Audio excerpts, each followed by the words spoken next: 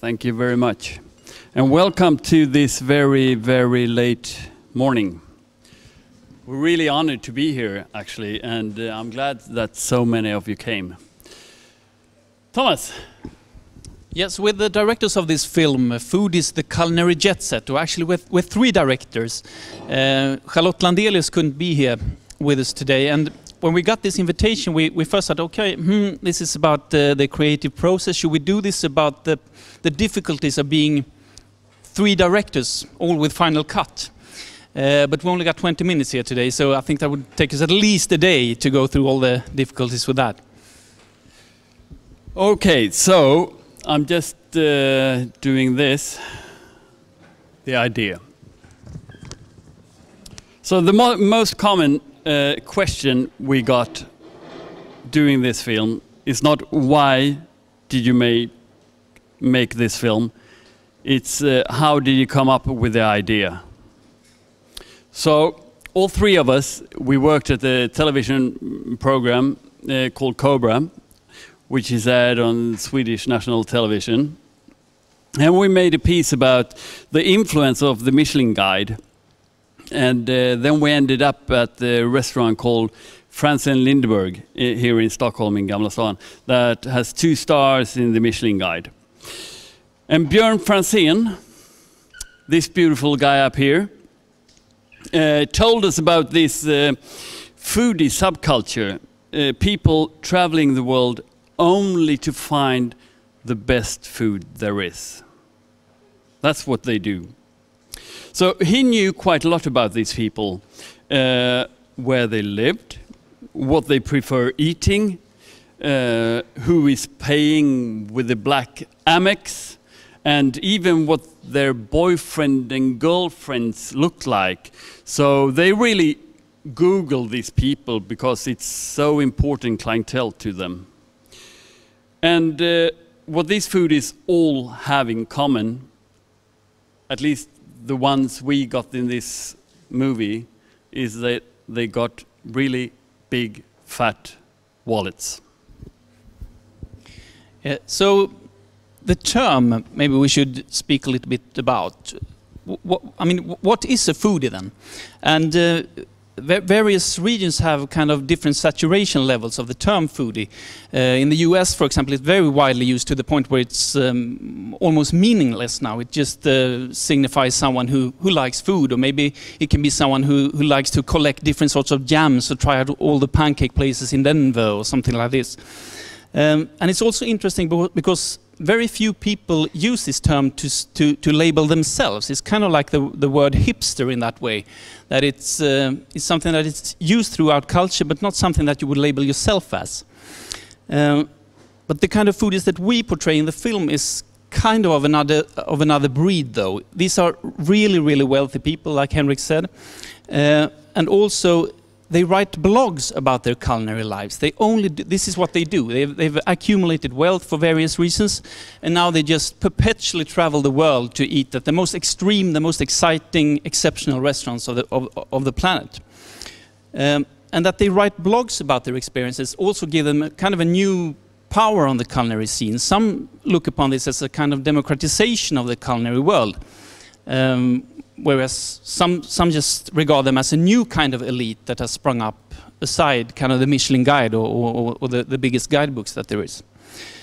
And of course they're also in dispute with regards to the chefs, because there's various levels of expertise that they've got. Of course, it might be quite frustrating for a chef that has worked on a dish for like 2 years, developing it, to have a 15-year food blogger getting into the restaurant and just trashing it on their websites. Yeah, okay, so getting access. That was the next step for us to get access of these characters. You seldom see very rich and wealthy people portrayed in documentaries. And I think it's because they don't need it. They don't have anything to gain from it. Anyway, we sat down monitoring blogs, talking to chefs we know, and trying to find the best mix for our film. And we came up with 5 names, and we sent them each one email. And we hoped that 1 or maybe 2 should answer. And within the next 12 hours, I think, everyone had answered yes. And very few questions asked about the project. And I think that tells quite a lot about these people. And the character, yeah, that we got here. This one is Andy Haler. He's, I would say, legend on the foodie scene. He's the only guy that has been eating at every 3-star Michelin restaurant in the world. And he's done it 3 times. I mean, this guy up here is absolutely the most well-dined person on this planet. A bold comment.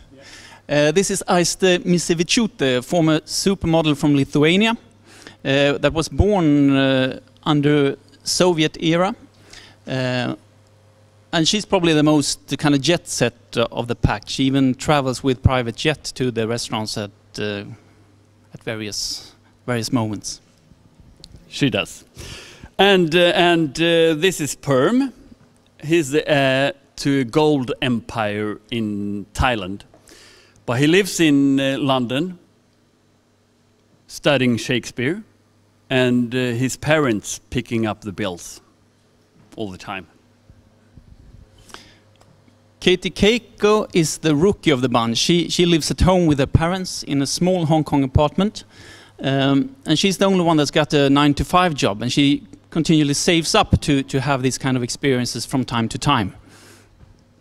And the last one is Steve Plotnicki, American-Polish butcher son, grown up in New York. And he was a founder of Profile Records. That was the home of the very early big rap groups in the US, like Run DMC, for example. And he sold this company, and that's why he can afford this kind of lifestyle, I would say. Yeah, so one aspect that was kind of key for us in wanting to make this movie was that we thought we noticed that food has started to be used in kind of a new way. That nowadays we seem to say something about ourselves through the food that we consume. At least a lot of us relatively affluent people in the West do. Like fashion or music has been used to tell a story of who we are. We're now also starting to use food in that same way. You just have to check out your social media flow to see, like there's tens of millions, I think, of food pictures on Instagram. Yeah. And so to us it was interesting to tell a story about this because it also seemed to be kind of close to ourselves in a way that was quite disturbing to us. And we wanted to make a film about the people who has taken this kind of behavior to its extreme endpoint, and hopefully through doing that we would also kind of see ourselves in a new light, and maybe also question some of the behavior that we have with regards to constructing identity through consumerism. Okay, I actually forgot to say something about these characters because they were really easy to get on board. But the thing, what we didn't know was that was going to be very hard was to get access of these restaurants, because most of these restaurants, they have never had a camera in the dining room, and I mean these chefs are superstars like Madonna, Justin Bieber, you name it. And you just don't call them and say, would you like to be in our movie? It would be fun. So yeah, I think so. But anyway, so we wrote hundreds of emails, hundreds of letters, and most of them didn't even bother to answer. And then we got the okay, and then we got a maybe, which turned out to the next day be a no, and then we got a okay if you stand in the corner and nobody sees you. And that was difficult for us, of course, but in the end, our characters are so important, I would say, to these restaurants. So they were the big door opener to let us in, and then we got in. And that leads us to stylistic choices, doesn't it? Yeah, okay. So anyway, we had made some stylistic choices earlier on when doing this movie. We wanted to have wide framings that would capture the whole scenes in one shot.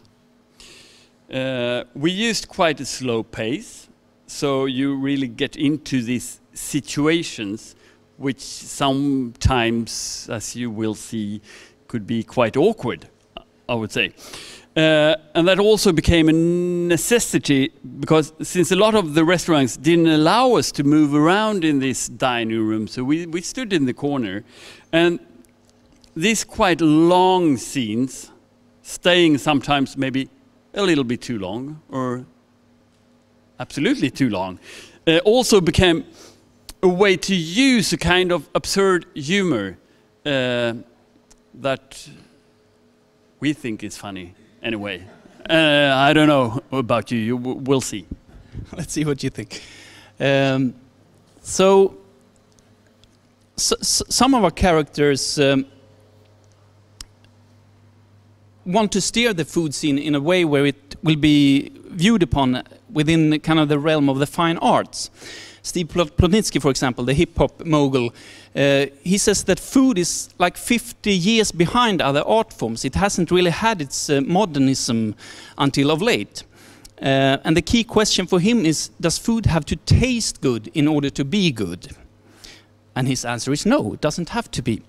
To him it can be kind of an intellectual endeavor to eat. It doesn't have to be good or it doesn't have to taste good to be good, just in the same way that a painting doesn't have to be visually striking or visually beautiful to be a good piece of art.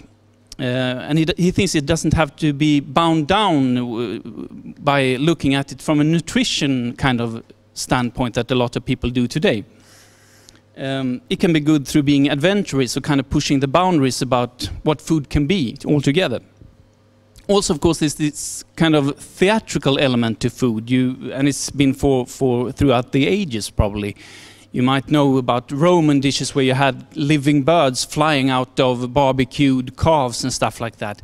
And that kind of theatrical element is present today also in food, of course, but often in new and different ways. That you play around with textures and tastes in ways that are unexpected for the diner or stuff like that. I think it's you next. Yeah. Okay, so then you can ask yourself, why do they do this? Okay, they like food, and you could think they are bored to death because they very wealthy, and they can do whatever they want to, actually. I don't think so, we don't think so.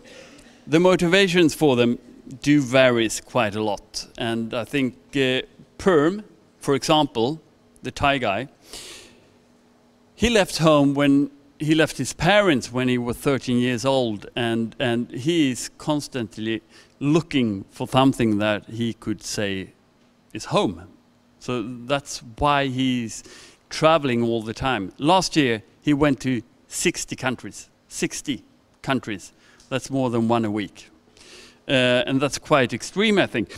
And Steve, the other guy, the mogul, hip-hop mogul guy, he wants, he wants his guide to be the most influential in the world, knocking down the Michelin guide from the throne.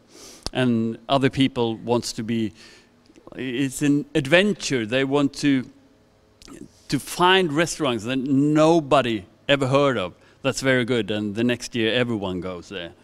So yeah, it varies quite a lot why they're doing this. And of course, it's about status. Because they're writing the blogs, and they want people to read that. Otherwise, they will go home and keep a diary, like Steve actually puts out in the film. And they want to be someone in this culinary world, I would say. And so why is this lifestyle so provoking then? To us it was interesting in discussing food. You get to kind of like the core of what is problematic in constructing your identity through what you consume. And probably that is because everyone has to eat. From the most impoverished people on the planet to the very wealthy elite, we all eat, and that makes inequalities very sharp when it comes to food. When we made the film, a lot of people seemed really enraged, even at us as directors. It was like, well, what is the moral in this kind of lifestyle with regards to environmental issues or class issues? And of course it is a very understandable reaction. Yet it's interesting to think of, for example, when people buy art pieces for hundreds of millions of dollars, people may shake their heads at it, but they don't get this enraged that they do at this kind of lifestyle. But I think that is because we all eat, so we all have this kind of relation to food in a way that we don't maybe have to other kind of cultural phenomena, and that is why it's quite interesting for us to do this kind of movie. Okay, so back to the questions. One of the most common questions is if we got to taste everything. Yeah? Okay. Well, we didn't. Absolutely not. But sometimes the chef would say that you're not leaving the building before you taste this new creation that I made. So, well, we can do that. But it's very interesting because when we started this project, the three of us, everyone was a vegetarian. All three of us. I hadn't eaten meat in 22 years, and Thomas for 20, and Charlotte as long. I think, but but we do now. Not Charlotte, but we do. And it's very easy to throw out your ideals when you have this superstar chef longing you to taste this new veal creation that is made, and it's not easy, looking. But it had to be done. Yeah, it had to be done. Yeah. So, yeah, we eat meat now. But I should also point out that the most common meal during the making of this film was bananas and Snickers bars. Absolutely. So what might be the future of the foodie then? Well, to us it seems obvious that we will continue to tell our peers something about who we are through what we eat. I think it's inevitable in a way. But of course environmental issues and obvious economical issues will kind of put a cap on how many people will be able to use food in this kind of way that these people do. But one might hope that this kind of vanguard of food will continue to push the boundaries of what food can be, and also maybe rise the bar in terms of food quality, and that it will be maybe more democratic in a way, that more people will be able to eat better. That's at least what our foodies hope to. They kind of look upon themselves as this kind of vanguard that will have a kind of trickle down effect into the mainstream. And with that, I think it's time to show you the movie, Foodies, the Culinary Jetset. And I think you're actually allowed to hit the bar if you want to. Yeah.